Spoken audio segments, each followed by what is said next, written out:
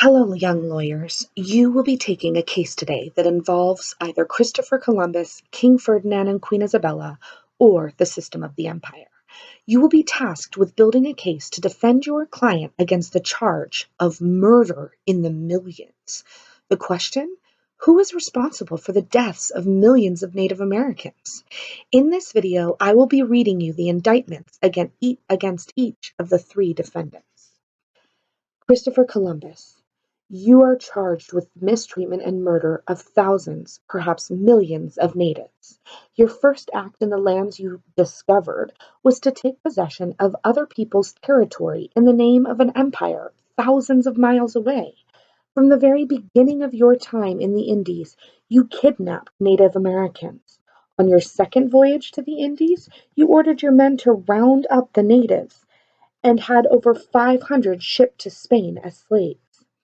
The list goes on and on. When you arrived in Hispaniola, there may have been as many as 1 million or even 3 million natives on the island. According to one Spanish priest, by 1542, there were only 200 left. There is no one to blame but you, Christopher Columbus. King and Queen Ferdinand and Isabella, without your money, Columbus couldn't have launched his plan to find the East Indies by sailing west. Without you, he was an unemployed sailor. When Columbus returned after his first voyage with several native captives, you rewarded him, and so you too became guilty of kidnapping. You could have ordered Columbus to stop kidnapping natives. You could have punished him for this illegal act. By not doing anything to stop Columbus and his men, you legalized every crime they committed. Really, you didn't care what Columbus did so long as you got rich. Because you were the bosses, and because you paid the bills, and because you got the profits. You have more guilt than had you been the ones wielding the swords and the hangman's nooses.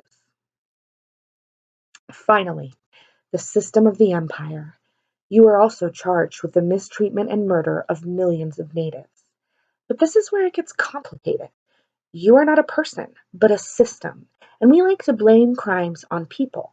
But in this case, the real criminal is not human. True, Columbus's men did the killing.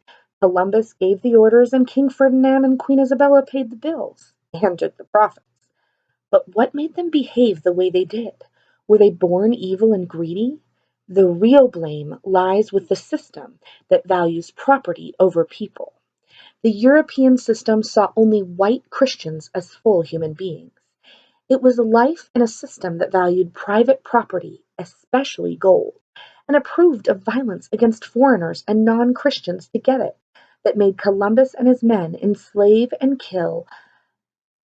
Sane people do not kill hundreds of thousands of other human beings. It was a rotten, insane system that led Columbus and others to behave the way they did.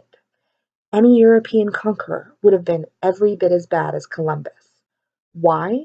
Because the system of the empire was to blame, not any one individual.